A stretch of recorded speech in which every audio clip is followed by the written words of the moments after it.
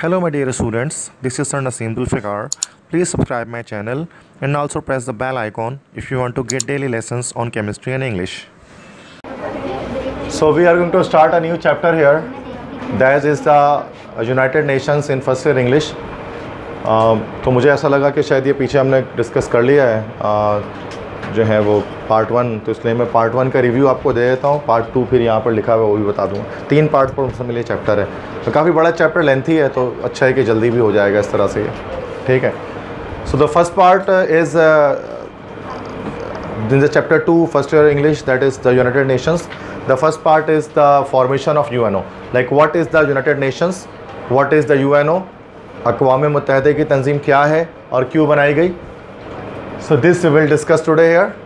So first after the World War II, the war came misery for all over the world. It brought so much difficulties, it brought so much problems for all over the world. After the Second World War, means after 1945, all the people were disturbed and they were homeless. Millions of worth of property had been demolished, they had been burned because of the Second World War. So the human beings, they actually thought they want to make the world a peaceful place to live in. So we have to unite the whole world, we have to unite the whole countries so that all men can become the brother of another man, and all the nations will be friends with each other. That's why all the United Nations met on April 1945 and they decided to make an organization which will stop wars from all over the world and which will also fight against the social evils. So that's why on April 1945 all the United Nations of the world met and they pledged to to advance brotherhood and to advance well-being in all over the world. So that's why the UN was born. ये वजह थी अक़वाम मुत्तहिदा की formation की कि सारी दुनिया के कौमों को, नेशंस को यूनाइटेड कर दिया जाए ताकि वो आपस में जंगें ना लड़ें, ताकि वो आपस में लड़ाई ना करें, फसाद ना करें और हर तरह के सोशल लेवल से, समाजी बुराइयों से उनको निजात दी जाए, भूख से, अफलास से, जहालत से, गुर्बत से, इनसे निजात दी जाए बने हुए इंसान को, मैनकाइंड को। इसकी वजह से UN को शुरू किया गया और अप्रैल 1945 में ये सारे नेशंस आपस में आकर मिले। UN का सबसे मेन काम होता है जंग को रोकना, बट जंग को रोकना एक बहुत मुश्किल काम है, बिकॉज जब भी जंग होती है द फीलिंग्स रन्स हाई, तो लोगों के जज्बात भले बुलंद होते हैं और जंगों को रोकना मुश्किल हो जाता है। जंग it is a part of high politics, ऊंची सियासत का ये हिस्सा होते हैं। तो जंग को रोकने का एक तरीका तो ये होता है कि आप जंग के होने वाले कॉजेज़ को मिटा दें, जितने ज़्यादा सबब हो सके जंगों के होने के, उनको सबब को मिटा दिया जाए। अब वो कैसे मिटा दिया जाता है कि आपको पता है कि conditions of life, living conditions of life are more or less satisfactory in most of the parts of the world.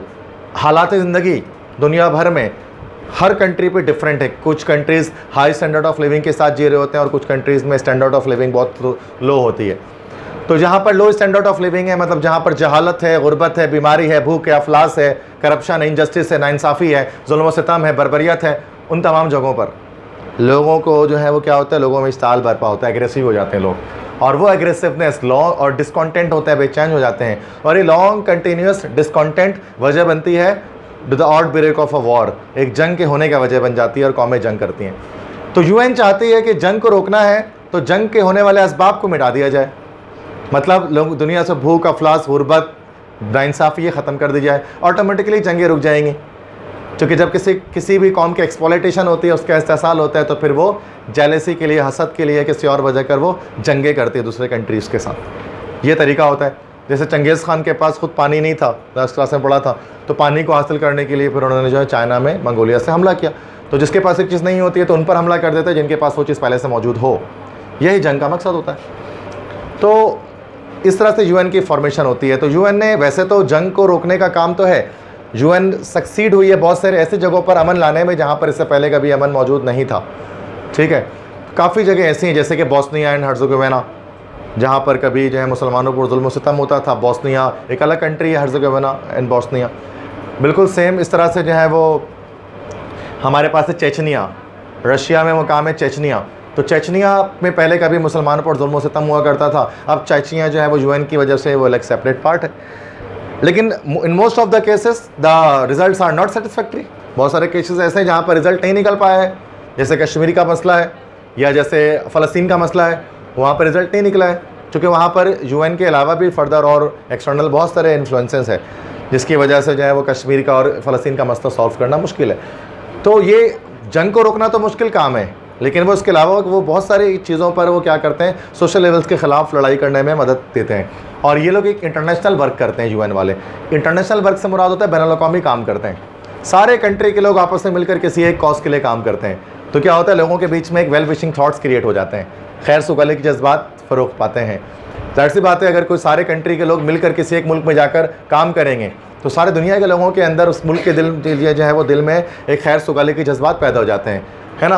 Who will go to war with a nation for whom one had given much years of one's life. मतलब वो कौन उस मुल्क के साथ लड़ाई करना चाहेगा जिस मुल्क की बेहतरी के लिए आपने खुद बहुत सारे अपने साल गुजारे हों। तो आप तो नहीं चाहेंगे, जिस घर को आप अपने हाथ से बनाओगे वो घर आप कभी नहीं तोड़ोगे, चूँकि आपके दिल में एक इंसियत होगी उस घर के लिए। तो ये लोग क्या कहते हैं, मिलजुल कर दुनिया भर के लोगों को काम करवाते हैं अलग अलग जगह पर, ताकि हर कंट्री के लिए दिल में मोहब्बत जाग जाए, ताकि आप उससे कभी जंग ही ना करो। That is called international work. इसको हम कहते हैं बैनुल-अक़वामी काम, जिससे लोग आपस में करीब करीब आ जाते हैं एक दूसरे के। तो उसी एक इंटरनेशनल वर्क के एक एग्जाम्पल दे रहे हैं inland water transport tour of Asian experts के बारे में। Inland water transport tour of Asian experts क्या होता है कि most of the far east, ज़्यादातर फार ईस्टर्न पार्ट्स में, मशरिक़ बईद में, एशिया खुद एक बहुत बड़ा कॉन्टिनेंट है, तो हमने एशिया को फर्दर और छोटे छोटे पार्ट्स में ब्रेक कर दिया है। कुछ मिडिल ईस्टर्न कंट्रीज़ हैं, कुछ सेंट्रल एशियन कंट्रीज़ हैं, कुछ हमने साउथ एशियन नेशंस बना दिए, कुछ हमने फार ईस्टर्न बना दिए, और एशिया के अंदर सब डिवीजन्स हमने बना दिए हैं। जिसको ज्योग्राफी जिसकी स्ट्रॉन्ग है उसको पता होगा मैं क्या बता रहा हूँ। तो एशिया के अंदर एक जो है वो पार्ट है, that is called far eastern region. Far eastern region मतलब जो फार ईस्ट, मशरिक़ बईद के ममालिक जो नक्शे में बिल्कुल ईस्ट में मिलते हैं आपको, ज़्यादातर वो छोटी आंखों वाले कंट्रीज़ जिसको हम कहते हैं ना, जिनके लोगों की छोटी आंखें हों और वो सब बोलते हुए चाय चिंग पिंग चोंग चिंग करें, ठीक है, वो सब फार ईस्टर्न कंट्रीज़ कहलाते हैं। वो आसान तरीके से हम ऐसे समझ सकते हैं, चाइना हो गया, ताइवान हो गया, हांगकॉन्ग हो गया, जापान हो गया, नॉर्थ कोरिया हो गया, साउथ कोरिया हो गया, वियतनाम हो गया, ये सारे कंट्री फार ईस्टर्न है। ये सब शक्ल में एक जैसे भाई भाई लगेंगे आपको देखने में, ठीक है। चाहे हांगकॉन्ग जाओ, ताइवान चले जाओ, जापान, चाइना, कोरिया चले जाओ, हर जगह एक ही जैसे लोग मिलेंगे आपको। हम हमारे जैसे नहीं लगेंगे, अलग ही लगेंगे बिल्कुल। छोटी आँख होगी, छोटा कद होगा उनका, सभी गोरे होंगे, अलग अंदाज से बिल्कुल होंगे, ठीक है, काले मिलेंगे नहीं कोई आपको उसमें, चाइना वगैरह जैसे जापान वगैरह। तो फार ईस्टर्न कंट्री में बहुत सारे लोग क्या करते हैं, ग्रेट रिवर्स के ऊपर रहते हैं, बड़े बड़े मतलब दरियाओं के ऊपर रहते हैं। They live over great reverse. तो आपने देखा होगा कि दरिया के ऊपर जो है वो मालदीव वगैरह में या वियतनाम वगैरह में, थाईलैंड में दरिया के ऊपर घर बनाया हुआ था उन्होंने, बांस वगैरह, बैम्बू वगैरह लगाकर।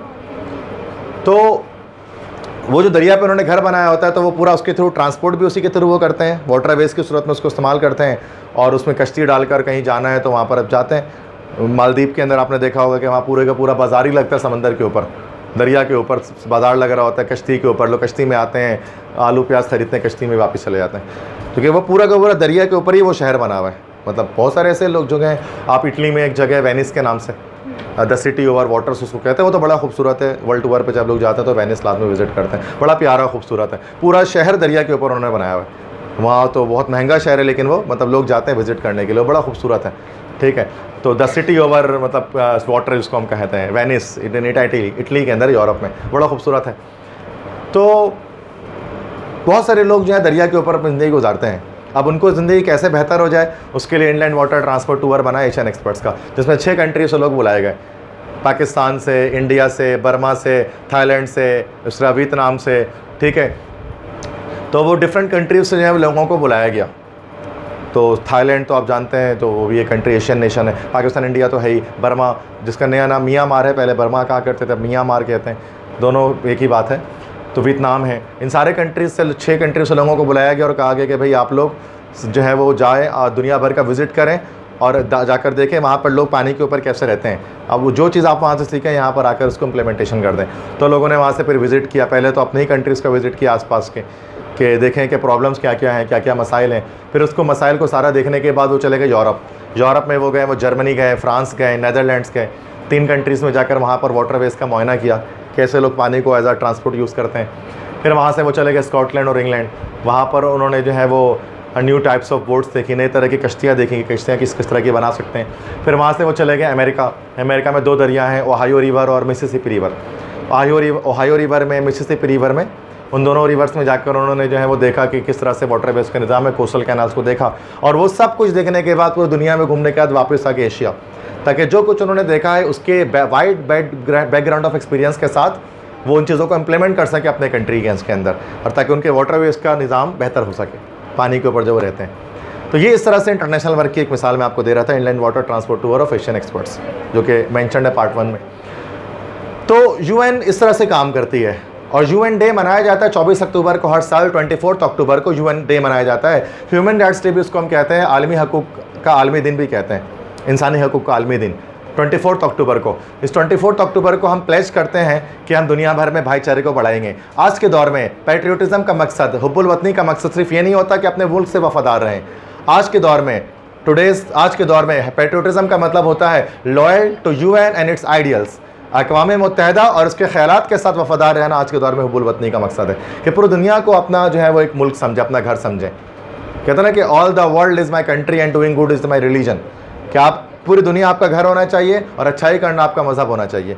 यह यूएन कहती है कि इस तरह से जो है वो कंट्रीज़ को चलाना पड़ेगा। इससे क्या होगा कि दुनिया भर में बेहतरी आएगी और जंगें ख़त्म होंगी और खैर सुगली के जज्बात, मोहब्बत के जज्बात फ़रोग़ पाएंगे। और सेम यही कि कहा जाता है कि इस यूएन डे को एक दिन आएगी, ऐसा ज़रूर दुनिया में आएगा, जब एक अहम इवेंट के तौर पे इस 24 अक्टूबर के दिन को समझा जाएगा और मनाया जाएगा उसको सारी दुनिया में। So this is all about the first part in which we discuss about the foundation and the creation of the United Nations, why this organization was created. Any question here in the first part? समझ में आ गई सारे part क्या बता रहा हूँ, world United nation क्यों बनी, क्या वजह थी, क्या करना था, इसका काम किस तरह ये काम करती है। क्लियर है सारी चीज़ें? ठीक है, तो सेकंड पार्ट में हम डिस्कस करेंगे, that is how the UN is organised. Part 2 कि यूएन ऑर्गेनाइज्ड किस तरह से है। So I was not going to read it line by line, otherwise it will be so much boring for you, इसलिए मैंने उसको direct summary बता दी ताकि आपको समझ में थोड़ा बहुत आ जाए कि क्या कहना चाह रहा हूँ। ठीक है, तो काफ़ी 3 पेज मैंने उसको पढ़ा दिया है ऐसे। ठीक है, कोई इशू नहीं है, घर पे जाकर पढ़ना, रीड करना एक बार, सेम ऐसी ही चीज़ है जो मैं बता रहा हूँ, वही चीज़ लिखी हुई। सेकंड पार्ट है how the UN is organised, कि अक़वाम मुत्तहिदा को मुनज़्ज़म किस तरह किया गया है, किस तरह से उसकी ऑर्गेनाइजेशन हुई है। ठीक है, तो डिफरेंट हम 4 पार्ट्स को उसके पढ़ेंगे। The first part is general assembly. General assembly बड़ा एक फेमस है, जो जनरल असेंबली के इजलास होते हैं हर साल होते हैं, तो जब भी इमरान खान वहाँ जाकर ख़िताब करते हैं तो बड़ा मशहूर हो जाता है उनके ख़िताब। अभी भी पिछले 2-3 दिन पहले किया था, वही बड़ा मशहूर हुआ। तो वैसे action speaks louder than words, ठीक है, याद रखिएगा हमेशा। तो जनरल असेंबली जो है वो उसको हम कहते हैं, तो वो सबसे प्रिंसिपल एंड सेंट्रल ऑर्गन है यूएन का। सबसे बुनियादी जो धड़ है, सबसे बुनियादी जो शाख है वो जनरल असेंबली है। यूएन जनरल असेंबली उसको हम कहते हैं। Every member nation is represented, हर मेंबर नेशन, हर नुमाइंदा, हर मेंबर नेशन इसमें इसकी नुमाइंदगी होती है। दुनिया में इस वक्त जो है वो 205 कंट्रीज़ हैं, टोटल मिलाकर दुनिया में 205 नेशंस है। उस 205 में से 198 कंट्रीज़ जो है ना वो यूएन की मेंबर हैं, बाकी 6 जो है 7 नहीं है, लेकिन 198 nations they are the members of the United Nations organisations. बिल्कुल पाकिस्तान, तो पाकिस्तान बनने के फ़ौरन बाद 1948 में मेंबर बन चुका था। दुनिया के सारे ही मुल्क लगभग, गिनती के कुछ कंट्रीज ऐसे हैं जो कि यूएन का मेंबर नहीं है, बाकी पाकिस्तान तो शुरू से 1948 से मेंबर है यूएन का। ठीक है, तो 205 में से 198 कंट्रीज़ तो हैं मेंबर। दुनिया में वैसे इतने सारे मुल्क भी हैं, मतलब ऐसा ना सोचो कि हमें तो सिर्फ 10 का ही नाम पता है, तो आपको 10 का नाम पता होगा, दुनिया में मुल्क बहुत सारे हैं। ठीक है, बहुत सारे कंट्रीज़ का नाम तो हमें फुटबॉल का मैच देखते हुए पता लगता चाहिए, ये भी मुल्क है। कोस्टा रिका, क्रोशिया, सेनेगल, ठीक है, ऐसे ऐसे कंट्री का ना, कैमरून, तो ऐसे ऐसे नाम पता लगता चाहिए, मुल्क का नाम है कोई है, तो नीचे लिखा होता है ना, मैचेस चल रहे होते हैं तो पता लगता है, वरना तो हमें ऐसे भी नहीं पता ही नहीं लगेगा कि ऐसे कंट्री भी दुनिया में, आइवरी कोस्ट, कोटी डी आइवोरे, ऐसे ऐसे नाम होते हैं। ठीक है, तो every member nation is represented, हर मेंबर नेशन इसमें रिप्रेजेंट किया जाता है, हर को नुमाइंदगी हासिल होती है। अगर आपने कभी यूएन जनरल असेंबली को अगर आपने देखा होगा, उसके इजलास तो गोल गोल बहुत सारे मेज़ लगे हुए होते हैं, उसमें हर कंट्री के आगे नाम लिखा होता है, झंडा लगा होता है, हर कंट्री का, पूरे हर कंट्री के चेयर्स बने होते हैं, टेबल्स बने होते हैं उसके अंदर। Every member nation can send 5 representatives and they have only 1 vote. Her member nation 5 नुमाइंदे भेज सकती है, लेकिन उन सबका वोट सिर्फ एक ही होता है। हर मेंबर नेशन, हर एक मेंबर नेशन 5 नुमाइंदे भेज सकती है, मतलब 5 अपने बंदे भेज सकती है, लेकिन वो 5 मिलकर सिर्फ एक ही वोट देते हैं। जैसे पाकिस्तान के, अगर पाकिस्तान एज अ मेंबर है वहाँ पर, तो पाकिस्तान के 5 लोग जा सकते हैं जनरल असेंबली की मीटिंग में, लेकिन उन 5 को एक ही फैसला करना पड़ेगा। वहाँ पर बहुत सारी वोटिंग्स भी होती हैं, डेमोक्रेसी होती है, तो वोटिंग में 5 मिलकर एक ही वोट देंगे, 5 का 5 अलग अलग वोट नहीं होगा, सब मिलकर एक वोट दे देते हैं। ठीक है। Its meeting takes place every year in the secretariat New York. हर साल इसकी मीटिंग होती है। जनरल असेंबली का जो सालाना मीटिंग होती है हर साल होती है, अभी पिछले दिनों हुई थी, इमरान खान जिसमें कहते हैं पाकिस्तान के प्राइम मिनिस्टर, तो हर साल इसकी मीटिंग होती है। ठीक है। और सेक्रेटेरिएट में होती है। सेक्रेटेरिएट यूएन के हेडक्वार्टर होता है जो न्यूयॉर्क में है, अमेरिका में। ठीक है। It elects its own president on each sitting. हर एक मीटिंग पर ये अपने खुद का सदर इलेक्ट करती है इलेक्शंस के थ्रू। फिर वो प्रेसिडेंट इलेक्ट करने के बाद फिर क्या होता है कि मीटिंग आगे स्टार्ट होती है, आगे बढ़ती है। 6 main committees for daily work. अच्छा, रोज़मर्रा के काम के लिए 6 कमेटियाँ बनाई जाती हैं। 6 कमिटीज़ होती हैं जो वर्क करती हैं, उसके लिए हाउस होल्ड वर्क जो भी काम उसके होते हैं वो करती हैं। और इसके अलावा कोई स्पेशल कमिटीज़ भी बना दी जाती है जब कोई एनुअल मीटिंग का टाइम करीब आता है, वरना 6 कमेटी तो हर वक्त काम कर रही होती है यूएन के अंदर सेक्रेटेरिएट में उसकी वर्किंग के लिए। सही है। तो this is the general assembly जिसको हम कहते हैं। जनरल असेंबली के बाद नेक्स्ट हमारे पास है सिक्योरिटी काउंसिल। सिक्योरिटी काउंसिल जिसको हम लोग कहते हैं सलामती काउंसिल। सिक्योरिटी काउंसिल कहलाता है सलामती काउंसिल, और इसके अंदर टोटल 15 मेंबर्स हैं, 15 मेंबर्स होते हैं, 15 अरकान हैं। सारे कंट्री नहीं होते उसके अंदर, सिर्फ 15 कंट्रीज होते हैं 1998 में से। और इन 15 कंट्री में से भी 5 परमानेंट होते हैं और 10 टेम्पोररी होते हैं। मतलब 5 जो है वो दायमी होते हैं और 10 आर्जी होते हैं। 5 हमेशा के लिए है और 10 थोड़े वक्तों के लिए होते हैं, उसके बाद चेंज हो जाते हैं। ठीक है। So permanent members are the United States of America, the UK, France, China and Russia. ये 5 परमानेंट मेंबर्स हैं जो हमेशा सेम रहते हैं, कभी चेंज नहीं हो सकते। And they are actually the winners of world war 1। The first world war के जो विनर्स हैं या सेकंड वर्ल्ड वॉर के जो विनर्स हैं वो ये सारे उसको जो है वो उन्होंने यूएन के सूरत में जो अपने आप को परमानेंट मेंबर के तौर पे रखा गया है उनको। ये सारे वर्ल्ड वॉर 1 के जो है वो विनर्स हैं। इसके लिए फिर वही बात है कि वर्ल्ड वॉर की वीडियो हर क्लास में बताओ तो मैंने डाली हुई है 1-2 की, 1 घंटे की वीडियो आप यूट्यूब पर देख सकते हो तो देख लेना। यहाँ पर मैं स्टोरी नहीं सुनाऊंगा अभी फिलहाल उसकी। तो ये 5 जो है वो मेंबर्स इसके परमानेंट मेंबर्स हैं जो सारे world winners of the world war 2 हैं। और 3 नहीं, हाँ, और बाकी जो 10 मेंबर हैं उनको किस तरह सेलेक्ट किया जाता है? 3 each years are elected for 2 year terms. हर साल 3 मेंबर को सेलेक्ट करते हैं 2-2 साल के लिए। मतलब टेम्पोररी मेंबर जो है वो 2-2 साल के लिए इलेक्ट किया जाता है, 2-2 ईयर्स के टर्म्स के लिए इलेक्ट होते हैं टेम्पोररी मेंबर। और हर साल 3 मेंबर्स को उठा के लाया जाता है इसके अंदर। फिर उसके टर्म ख़त्म होती है, किसी की दूसरी की स्टार्ट हो जाती है। तो हर साल क्या करते हैं 3 मेंबर उठाकर लाते हैं 2-2 साल के टर्म्स के लिए, और इस तरह से जो है वो चेंजिंग की जाती है। तो टेम्पोररी मेंबर मतलब चेंज होते रहते हैं, 2-2 साल के लिए वो आते हैं, फिर वो जाते रहते हैं। ठीक है। तो ये पाकिस्तान इस वक्त जो है सिक्योरिटी काउंसिल के मेंबर नहीं है, कभी ये था भी, कभी होता है, कभी नहीं होता, क्योंकि 10 तो आ रहे हैं ना सिर्फ 198 में से, तो बहुत कम चांस आता है पाकिस्तान का कि वो भी आते रहे। परमानेंट मेंबर्स है वीटो पावर। अच्छा, जो परमानेंट मेंबर्स होते हैं उनके पास एक स्पेशल पावर होती है, इसको हम लोग कहते हैं वीटो पावर। वीटो एक फ्रेंच वर्ड है। वीटो पावर एक ये वो पॉइंट है जहाँ पर आकर हमें जो है वो कहते हैं कि रिजर्वेशंस हो जाते हैं यूएन के साथ, और हम यूएन को फिर अच्छा नहीं मानते। फिर हम कहते हैं कि यूएन जो है माइट इज़ राइट के एजेंडे पर अमल करती है, जिसकी लाठी उसकी भैंस के एजेंडे पर अमल करती है, कि अपने ही मफाद अपने हकूक़ के तहफ़्फ़ुज़ के लिए काम करती है। क्योंकि जो परमानेंट मेंबर्स इनके पास वीटो पावर होता है। वीटो पावर किसे कहते हैं? अगर इन 5 कंट्रीज़ में से किसी एक ने भी ना किसी मैटर पर नो कह दिया तो वो मामला रद्द कर दिया जाता है। मिसाल के तौर पे कोई भी मामला रखा जा रहा है, कोई भी बात की जा रही है, कोई भी डिस्कशन किया जा रहा है, अब इन 5 कंट्रीज़ का एग्री करना ज़रूरी है। और 5 में से किसी एक कंट्री ने भी डिसएग्री कर लिया ना तो उस मामले को छोड़ दिया जाता है। ठीक है। तो इन 5 कंट्रीज़ को चूँकि ये बात करते हैं किसी भी मसले के बारे में ना, अब वो मसले के बारे में बात करना है कि नहीं करना है, 5 कंट्री मिलकर बोलेंगे बात करना है तो करी जाएगी। और कई कंट्री भी बोलते हैं कि नहीं भाई इस मीटिंग में हम बात नहीं करने वाले, तो फिर वो बात नहीं की जाएगी। इसी को हम कहते हैं वीटो पावर। तो ये वीटो पावर, अच्छा बाकी 10 टेम्पोररी मेंबर कुछ बोले ना बोले इनसे फ़र्क नहीं पड़ता। ठीक है। तो मतलब ये 5 परमानेंट मेंबर का सिक्योरिटी काउंसिल में बोलना ज़रूरी है। और ये सलामती काउंसिल सबसे मेन है जो वॉर एंड पीस के बारे में बात करती है। जंग अगर कहीं पर छिड़ जाए अचानक से तो फिर सिक्योरिटी काउंसिल के हंगामी इजलास को बुलाया जाता है। सलामती काउंसिल के शाम में जैसे वो जंग छिड़ गया तो बुलाया गया हर जगह पर। तो उसमें यही होता है कि जो वीटो पावर वाले कंट्रीज़ होते हैं वो अपनी मनमानी करते हुए जो भी फैसला करना होता है वो कर देते हैं, जिसकी वजह से वही होता है माइट इज़ राइट। अब बच्चे ये कहते हैं कि सर फिर पाकिस्तान इसका पार्ट क्यों है? Why Pakistan is a part of that वो, या मुस्लिम कंट्रीज़, क्योंकि मुस्लिम कंट्रीज़ की कोई ऐसी ऑर्गेनाइजेशन है नहीं जो हमने बनाई हो। मतलब हमने बनाया हुआ था OIC, organisation of Islamic countries, Islamic summit conference वगैरह जिसमें होती है, लेकिन फिर वो इतनी ज़्यादा फॉल नहीं है, इतनी एक्टिव नहीं है वो। मतलब हमारी जो मुसलमानों ने जो बनाई है ना मिलकर, वो बिल्कुल ऐसी बनाई उसका कोई काम नहीं है। एक ज़माना हो गया, वो मीटिंग्स भी नहीं होती हैं, उसकी मीटिंग होती भी हैं तो वो रस्मी तौर पर फॉर्मल मीटिंग्स होती हैं, कोई प्रोसीडिंग नहीं होती है। क्योंकि मुसलमानों के अपने बीच में इतने फड्डे हैं आपस में कंट्रीज़ के अंदर है कि वो किसी भी फैसले को करके नहीं उठते हैं मीटिंग से। तो इसलिए जाहिर सी बात है फिर हमें किसी काफिर के बनाए हुए निज़ाम के तहत जो है उसके ऑर्गेनाइजेशन के हिस्सा पढ़ना पड़ता है, और उसके लिहाज से फिर हमें नुकसान भी होता है उम्मत मुस्लिमा का बहुत सारा।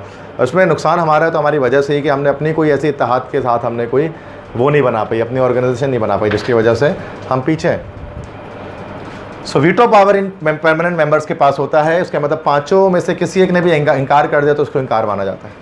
ठीक है, सिक्योरिटी काउंसिल बात करती है अर्जेंट प्रॉब्लम्स, जंग और अमन के बारे में। अर्जेंट प्रॉब्लम्स को वॉर वगैरह छिड़ जाए ना तो कैसे जंग को रोकना है, सिक्योरिटी काउंसिल, सलामती काउंसिल इस पर बात करती है। नेक्स्ट टॉपिक हमारे पास है सेक्रेटरी जनरल। सेक्रेटरी जनरल कौन होता है? The chief officer of the UN is called secretary general. सबसे बड़ा जो अफसर होता है पूरे यूएन को जो संभालता है वो सेक्रेटरी जनरल कहलाता है। He is elected for 5 years of term by general assembly and the approval of security council. 5 साल के लिए उसको सेलेक्ट किया जाता है। एक बार सेलेक्ट हो जाता है तो पाकिस्तान में जैसे प्राइम मिनिस्टर वगैरह सेलेक्ट होते हैं 5 साल के लिए, ये भी 5 साल के लिए इलेक्ट होते हैं। उसके बाद अलग इलेक्शन होती है। अच्छा, इलेक्ट कैसे किए जाते हैं? जनरल असेंबली में इलेक्शंस होते हैं। जी, जनरल असेंबली के अंदर इलेक्शन कराया जाता है। उस इलेक्शन में जिस बंदे को सबसे ज़्यादा वोट मिलते हैं उसको प्रेसिडेंट बना दिया जाता है। उसके बाद अप्रूवल भी चाहिए होती है सिक्योरिटी काउंसिल से। वो 5 जो वीटो पावर नेशंस हैं, जब तक वो एग्री नहीं करेंगे उस बंदे को सिक्योरिटी काउंसिल में, तब सिक्योरिटी जनरल नहीं बनाया जाएगा। तो अप्रूवल उनकी लाजमी है, बिना अप्रूवल के वो आगे नहीं बढ़ सकते, सिर्फ जनरल असेंबली की वजह से।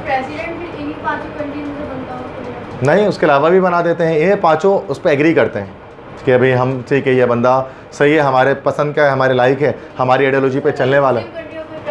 बनता है, बिल्कुल बने। अभी जैसे बान की मून है कोरियन, बान की मून अभी उससे पहले जो है वो युगांडा के जो थे कोफी अन्नान, तो कोफी अन्नान युगांडा कंट्री है अफ्रीका में, अब मुस्लिम कंट्री है, उसके मुसलमान थे वो कोफी अन्नान, एक अरसे तक वो भी रहे। तो बनते हैं, मुसलमान कंट्रीज़ के भी बनते हैं, बाकी भी बनते हैं। तो ये मुसलमान कंट्री को बनने से रोकने नहीं देते हैं जब तक वो उनके अपने एजेंडे पर चल जाए।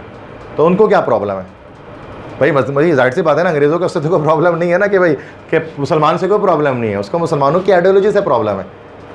इमरान खान अगर पाकिस्तान को चला रहे हैं, अगर वो एक लिबरल तरह से पाकिस्तान को चलाते हैं तो उसको कोई मसला नहीं है कि वो जिस तरह से दुनिया चल रही है उस तरह से। हाँ, अगर कोई इमरान खान ये बोल दे कि हम जिहाद करने वाले हैं और हम खिलाफत का निज़ाम कायम करने वाले, हम शरीयत लाने वाले हैं, फिर उसको फ़ौरन से गिरा देगी गवर्नमेंट, एक दिन के लिए नहीं, फिर उसको बर्दाश्त किया जाएगा।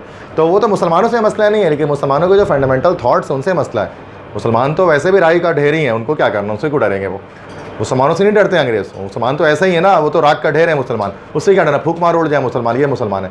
हाँ, लेकिन मुसलमानों की जो आइडियोलॉजी है, जो उनकी कुरान पाक है, जो उनकी तालीमात है, जो नबी के बताई हुई बातें, वो बहुत स्ट्रॉन्ग है। तो मुसलमान उस पर चलते ही नहीं है तो उनको डर भी नहीं है उस चीज़ का, और जो चल जाते हैं उसके ऊपर उनसे डर भी जाते हैं, फिर उसको लेकर नहीं आता अपने पास। ठीक है, सिर्फ मुस्लिम इस्लाम फोबिया लोगों को, मुस्लिम फोबिया नहीं है दुनिया को, इस्लाम फोबिया है। मुस्लिम फोबिया क्यों होगा? मुसलमान से कौन डरता है? इस्लाम फोबिया, इस्लाम से डरते हैं वो। ठीक है, इस्लाम और मुस्लिम दोनों में फ़र्क है बहुत। हम मुस्लिम तो हैं बट हमें से हर बंदा इस्लाम को नहीं फॉलो करता। अच्छा, ही इज़ इलेक्ट, तो 5 साल के टर्म के लिए उसको इलेक्ट किया जाता है जनरल असेंबली से, और सिक्योरिटी काउंसिल से अप्रूवल भी चाहिए होता है।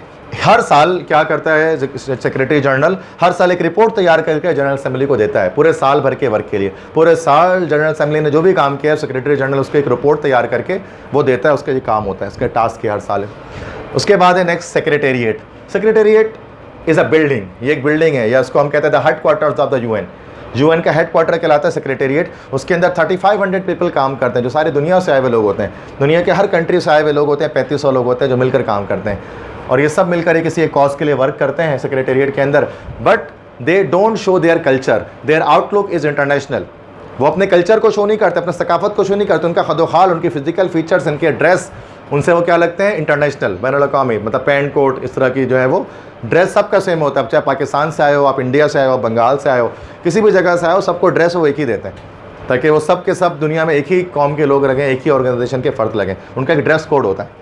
ठीक है, और वो बहुत सारे काम करते हैं, उनमें से एक काम इनका ट्रांसलेशन का होता है। आपने कभी देखा होगा जनरल असेंबली के अंदर जब मीटिंग चल रही होती है तो सब हेडफोन लगा कर बैठे होते हैं कान में, सबके सामने हेडफोन लगा होता है, हेडफोन लगा लेते हैं। अब चाइनीज़ को आप देखोगे, चाइनीज़ जो है वो चाइनीज़ लैंग्वेज में खिताब कर रहा होगा, है ना भाई। इस तरह से जापान वाला जाएगा जापानीज़ में करेगा, हर बंदा अपने अपने ज़बान में खिताब कर रहा होता है। फिर आप सोचते होंगे यार सुन क्या रहा है फिर लोग, हर बंदा अपनी ज़बान में कर रहे हैं, लोग क्या सुन रहे हैं? तो लोगों जो है ना हेडफोन में जब है ना तो क्या हो रहा है कि जैसे ही वो ट्रांसलेशन कर रहे हैं, जैसे ही वो कुछ भी बोल रहे हैं ना, तो साउंड प्रूफ कमरों के अंदर जो है ना वो स्टाफ बैठी हुई है, पूरी ट्रांसलेटर्स बैठे हुए हैं। वो क्या करते हैं, फ़ौरन से क्या करते हैं, उसको ट्रांसलेट कर लेते हैं इंग्लिश लैंग्वेज में किसी भी, और तमाम जितने भी लोग होते हैं ना उनको इंग्लिश लैंग्वेज में वो बयान जा रहा होता है। वो भले वो फ़ारसी बोला होगा, लाइव ट्रांसलेशन चल रही होती है। मतलब एक ट्रांसलेटर बैठा होता है जो चाइनीज़ को इंग्लिश में ट्रांसलेट कर रहा होता है, तो वो इंग्लिश में ट्रांसलेट करके जो है वो तमाम लोगों को फिर वो बता रहा होता है साथ साथ। ये भी काम होता है जो कि सेक्रेटेरिएट के अंदर हो रहा होता है, जो उसके स्टाफ कर रही होती है। बात समझ में है कि how the UN is organised, ये सारे क्या है, जनरल असेंबली क्या है, सिक्योरिटी काउंसिल क्या है, सेक्रेटेरिएट क्या है, और जो है सेक्रेटरी जनरल कौन होता है। बात समझ में आ रही है सारी।